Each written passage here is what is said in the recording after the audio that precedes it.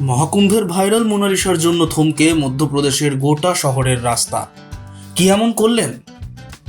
কুম্ভ মেলার সেই মোনালিসাকে মনে আছে? রাতারাতি বদলে গিয়েছিল যার জীবন।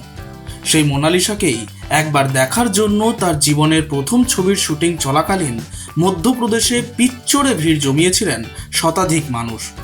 জীবনের প্রথম ছবির প্রচারে মোনালিসাকে দেখার জন্য মানুষের এই ঢল ছিল রীতিমতো চোখে পড়ার মতো। তাকে একবার দেখার জন্য রীতিমতো হুড়োহুড়ি পড়ে যায়। বন্ধ হয়ে যায় কিছুক্ষণের জন্য শুটিংও।